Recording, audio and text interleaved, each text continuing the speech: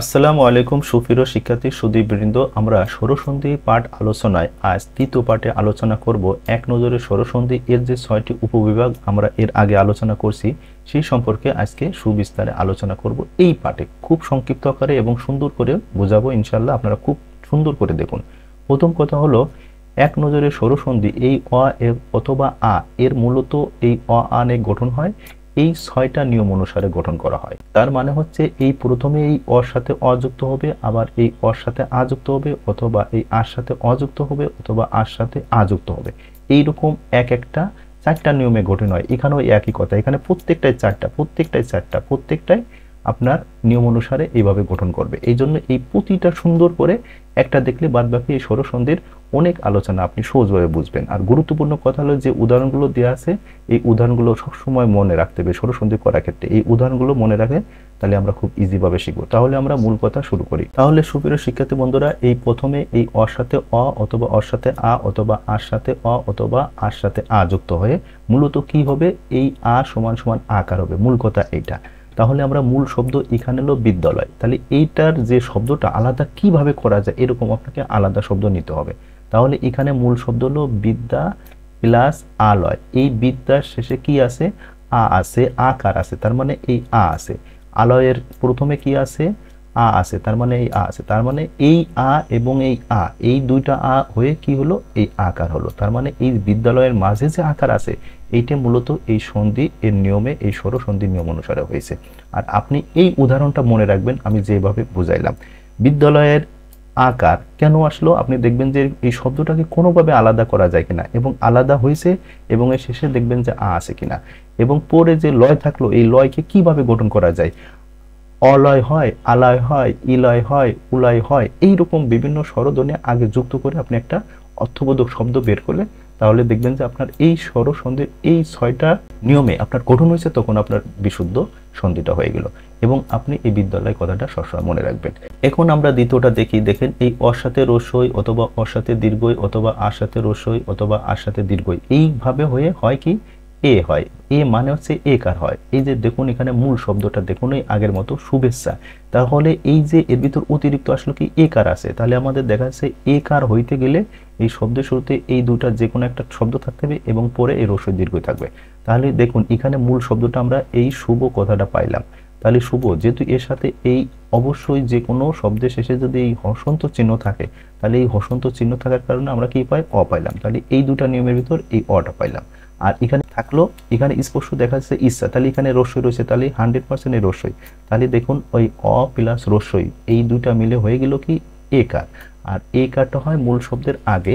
আর আপনি উদাহরণটা মনে রাখবেন। আর এই 2 নম্বর নিয়মটা এখানে ব্যাখ্যা করে দেওয়া আছে কি এই অকার কিংবা আকারের পর রস্যইকার কিংবা দীর্ঘিকার থাকলে উভয় মিলে একার হয়, এই একার হয়। আর একার পূর্ববর্তী ব্যঞ্জনের সাথে যুক্ত হয়। তার মানে এখানে মূল শব্দ শুভ, এই শুভ এই ভর সাথে যুক্ত হয়েছে, এই হলো মূল কথা। এই 3 নাম্বার আমরা দেখি। 3 নম্বরে একই নিয়মেই এই অর সাথে রস্যই অথবা অর সাথে দীর্ঘই, এটা আর সাথে রস্যই অথবা আর সাথে দীর্ঘই, এইটা মনে রাখবেন সবসময় কি কার হবে, ওকার হবে। তাহলে এখানে মূল শব্দ হলো পরোপকার। এখানে কি আসলো, এই ওকার আসলো। তাহলে এখানে মূল শব্দ পর, এই পর শব্দটি পাইলাম। আর আমরা জানি যে কোনো ব্যঞ্জন বর্ণের শেষে যদি হসন্ত চিহ্ন থাকে কি পায়, এই অ পায়। তাহলে আমাদের এই অটা যেহেতু আগে পেয়েছে, তাহলে আমাদের এই অ এর রুলস অনুসারে গঠন হয়েছে, এইটা মনে রাখবেন। তারপরে শব্দ হচ্ছে উপকার। তাহলে এখানে রস্যও আছে, তাহলে আমাদের এই রস্য পাইলাম। তাহলে দেখা যাচ্ছে এই অ এবং রস্য এই দুটো মিলে কি হলো, ওকার। তাহলে এই পরের সাথে ওকার দিয়ে পরোপকার। আর আপনি এই উদাহরণটা মনে রাখবেন। আর এই আপনার এই 3 নাম্বার ব্যাখ্যা এখানে দেওয়া আছে। দেখুন এই অকার কিংবা আকারের পর রস্যকার অথবা দীর্ঘকার থাকলে উভয় মিলে ওকার হয়, এই যে সেই ওকার হলো, এই কথাটাই এখানে ব্যাখ্যা করে প্রত্যেকটা দেওয়া আছে। এইবার আমরা 4 নাম্বার দেখি। 4 নাম্বারের নিয়ম হলো দুইটা। এখানে দেখুন এই অর পরে রি হবে অথবা আর পরে রি হবে, তখন মনে রাখবেন সবসময় অর হয়। আর এই অর এর সংক্ষিপ্ত রূপ কি হয়, রেফ হয়। দেখুন এখানে খেয়াল করুন, এখানে লেখা আছে রাজস্বী। যেহেতু এখানে রেফ হয়েছে, মনে রাখবেন যেহেতু এখানে রেফ হয়েছে, তাহলে এই মূল শব্দটাকে কিভাবে আলাদা করা যায়। দেখা যাচ্ছে এখানে রাজস্বী, তাহলে এখানে রাজ কথাটা লেখা যায় না রাজা কথাটা লেখা যায়, দেখা যায় রাজা কথাটা লেখা যায়। তাহলে এই রাজা নিলেন, রাজা লেখার পর শেষে আকার আছে, এই আকারটা পাইলেন। যেহেতু প্রথমে আ আছে, তাহলে আপনার এই নিয়মে অ আর গঠন অনুসারে হয়েছে, এইটা মনে রাখ। এরপরে দেখুন ঋষি, ঋষি রি আছে, তাহলে সরাসরি রি, তাহলে দেখা যাচ্ছে যে এই আ এবং রি যেহেতু হয়েছে এই সন্ধি গঠন অনুসারে অ অথবা আর পরে রি আছে, তাহলে 100% কি হয়ে গেল, রেপ হলো। তার মানে এই রাজার একার এবং এই রি দুইটা মিলে হয়ে গেল রেপ। তাহলে রা রাজস্বী, তখন এই আকার এবং রিটা বিলুপ্ত হয়ে রেপ হলো, তখন এটা রাজস্বী হলো। আপনি এই উদাহরণটা মনে রাখবেন। আর এইটার ব্যাখ্যা 4 নাম্বার 5 নাম্বারে দেওয়া আছে, সুন্দর করে দেখুন। অকার কিংবা আকারের পর রি থাকলে উভয় মিলে অর হয় এবং তা রেপ রূপে পরবর্তী বর্ণের সাথে লেখা হয়। এবং আরেকটা দেওয়া আছে অকার কিংবা আকারের পর এই যে ঋতু, ঋতু থাকলে অ অথবা আ অথবা রি উভয় মিলে আর হয়। তার মানে আপনার এই ঋতু কথাটা থাকলে হবে হলো আর, আর এই ঋতু কথাটা না থাকলে শুধু এই রি থাকলে হবে হলো অর। এখানে মূল কথা হচ্ছে শুধুমাত্র অ আর পরে যদি রি থাকে তাহলে হবে হলো কি অর, আর এরপরে যদি ঋতু থাকে হবে হলো আর, এই হলো মূল কথা। এবং বানানে পূর্ববর্তী বর্ণে আ ও পরবর্তী বর্ণে রেপ লেখা হয়। দেখুন এখানে সুন্দরভাবে এখানে একটা শব্দ দেওয়া আছে শীতার্থ, তাহলে এখানে দেখুন এটা প্রথম হলো রেপ আছে, আবার এখানে কি আছে আকার আছে, তার মানে এই আকারের পরে মূলত রেফে র হয় আর আছে, তার মানে এই মূলত এই আকার এর উপরে কি আছে রেপ আছে। তাহলে আপনাকে এইরকম মূল শব্দ হলো এই শীত বের করলেন, তাহলে বের হলো। তারপরে এইটার জন্য আপনাকে এই রিতে রি নিয়ে আসতে হবে, অর্থাৎ ঋতু কথাটা যুক্ত হবে, তার মানে শীত প্লাস ঋতু শীতার্থ। আবার এখানে দেখুন তৃষ্ণার্থ, তাহলে মূল শব্দ তৃষ্ণা, যেহেতু এই অ বা আ তৃষ্ণ কথাটা যেহেতু হয় না, তাহলে হয় মূল কথা কি তৃষ্ণা, তাহলে আকার যেহেতু নিয়ে আসলাম তাহলে এর আগে আকার আসতে পারে। আর শেষে যেহেতু রেপ আছে এবং কি আছে আকার এবং রেপ থাকলে ঋতু কথা নিয়ে আসবেন, তার মানে তৃষ্ণা প্লাস ঋতু তৃষ্ণার্থ, এই দুইটা নিয়ম এইটা। তাহলে আমরা 6 নম্বরে নিয়মটা দেখি। তাহলে 6 নম্বরে ব্যাখ্যা হলো এই অ অথবা আ এর পরে যদি এ হয় অথবা অ আ এর পরে যদি উই হয় তাহলে উভয় মিলে কি কার হবে উইকার হবে, এই কথাটা মনে রাখবেন। আর উদাহরণ আপনি জনৈক, এই কথাটা মনে রাখবেন। তাহলে এখানে মূল শব্দ হলো জন প্লাস এক, যেহেতু এই আমরা জানি প্রতিটা ব্যঞ্জন বর্ণের শেষে হসন্ত চিহ্ন দেওয়া মানে অ থাকে, তার মানে এই অ পারলাম, অ থাকা মানে হচ্ছে প্রথমে এই রুলস অনুসরণ করলো। এরপরে থাকলো কি এরপরে যেহেতু উইকার আছে তাহলে আমাদের উইকারের ভিতরে এই অথবা ওই যে কোনো একটা নিয়ে আসতে হবে। তাহলে এরপরে মূলত আছে ক, তারপরে কর পরে কি নিয়ে আসবো এ নিয়ে আসবো, না এই কর পরে ওই নিয়ে আসবো ওই নিয়ে আসবো। তাহলে দেখা যাচ্ছে যেহেতু এক নিয়ে আসলে এই জনৈক একজনের সাথে সংশ্লিষ্ট, তাহলে অবশ্যই এ আসবে। তাহলে আপনার এই নিয়মে এটা গঠন হয়ে যাবে। তখন এর মূল শব্দ হলো জন প্লাস এক, অর্থাৎ অ এবং এ মিলে কি কার হলো ওইকার জনৈকার। আপনি এই উদাহরণ যেভাবে দেখাচ্ছে এইটা মনে রাখবেন সবসময়, এইটা দিয়ে আপনি শব্দকে ভেঙে ভেঙে আলাদা করবেন। আর এই ছয়ের বিষয়টা এখানে দেওয়া আছে, অকার কিংবা আকারে পরে এ কার কিংবা উইকার থাকলে উভয় মিলে উইকার হয়, এই কথাটা বলা হয়েছে এতে। এবার আমরা দেখব সাথে একই নিয়ম দেখুন, এই অ অথবা আ এর পরে যদি ও অথবা ও থাকে মূলত হয়ে যাবে কি ঔকার।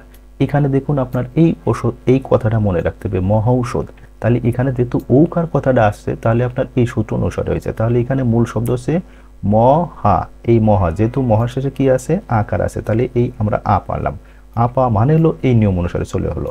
পরে দেখুন আমাদের যেহেতু আকার পাইলাম এবং পরে যেহেতু উইকার আছে তাহলে আমাদের এই ও অথবা ও এই দুটা শব্দ নিয়েই শব্দ গঠন করতে হবে। তাহলে দেখা যাচ্ছে এই মূর্ধন্য স থাকলো এবং কি থাকলো এই ধ থাকলো। তাহলে আমরা এখানে কি দেব, কোন শব্দটা ঔষধ না ঔষধ, কোন কথাটা লিখবো এলো মূল কথা। তাহলে আমরা দেখা যাচ্ছে ওষুধ কথাটাও হয়, দেখা যাচ্ছে এই ওষুধ কথাটাও লিখলেও হয়, ওষুধ কথাটা লিখলেও হয় এবং ঔষধ কথাটা লিখলেও হয়। তাহলে আপনি কোনটা দেবেন। এখানে একটা মজার ব্যাপার হলো, এবং এই শব্দটা আমি সুন্দর করে বুঝাচ্ছি, এর আগে এই কথাটা একটু বুঝি। তাহলে আমরা মূলত আমরা ওইকার দিলাম, ওইটা দিয়ে আমরা পেয়ে গেলাম কি মহা প্লাস ঔষধ। তাহলে এই আকার আ এবং ও মিলে হয়ে গেল ঔকার, হয়ে গেল মহৌষধ। এবার এই কথা আমরা এই ও দেবো না ও দেবো এটা বুঝবো কিভাবে। আপনি সবসময় একটা কথা মনে রাখবেন, এই যে ঔষধ কথাটা লিখি, এই যে ও লিখলাম তারপরে কি দিলাম এই মূর্ধন্য স এবং ধ দিলাম। মনে রাখবেন এই তিনটা শব্দ, এই শব্দের আগো পিছু কোনো যদি চিহ্ন থাকে, এই যে ও আছে একটা উড়নের চিহ্ন দিলাম, তার মানে এটা মেডিসিন হতে ব্যবহার হয়। আবার আপনি যদি ও লেখেন তারপরে এই মূর্ধন্য স দিয়ে রস্যকার লেখেন ও সুদ লেখেন, এই যে তাহলে অতিরিক্ত কি দিলাম এই রস্যকার দিলাম, এইটা বলতেও মেডিসিন বোঝায়। কিন্তু এই যে কোনো কিছু ছাড়া আপনি এই যে ও লিখলেন, এই মূর্ধন্য স লিখলেন, তারপরে কি লিখলেন ধ, এই যে মৌলিক যে তিনটা বর্ণ এইটা বলতে কোনো গাছকে বোঝায়। আমরা বলি না ঔষধি, তার মানে এই ওষুধি গাছ বোঝায়। এটা মূলত ওষুধি গাছ না, মহৌষধ কোনো মেডিসিনকে বোঝাচ্ছে। তাহলে আমরা মূল কথা এটা বুঝলাম যে কোনো শব্দের ভিতরে যদি এই শব্দের এরম ওইকার হয় তখন এটা হবে মেডিসিন অর্থে, অথবা রসুকার দিই তখন হয়ে যাবে মেডিসিন অর্থে। আর এই উড়নি এবং রসুকার যদি না থাকে তখন এটা একটা বিশেষ গাছ অর্থে ব্যবহার হয়। তাহলে সুপ্রিয় শিক্ষার্থী বন্ধুরা, আশা করি আপনারা এই এক নজরে স্বরসন্ধি অ আ এর গঠন সম্পর্কে খুব সুন্দরভাবে দেখলেন। আমরা এর পর্যায়ক্রমে এর পাঠ 4-এ বিস্তারিত আরো দেখব এই অ দিয়ে 4টা গঠন হয়। সুন্দর করে বুঝলেন এবং আপনারা অবশ্যই এই শব্দগুলো মনে রাখবেন, তাহলে স্বরসন্ধি আপনার ইচ্ছা মতো তৈরি করতে পারবেন। আপনারা সুস্থ ভালো থাকুন, পরে পর্ব দেখার আমন্ত্রণ রাখি। শেষ করছি, আল্লাহ হাফেজ।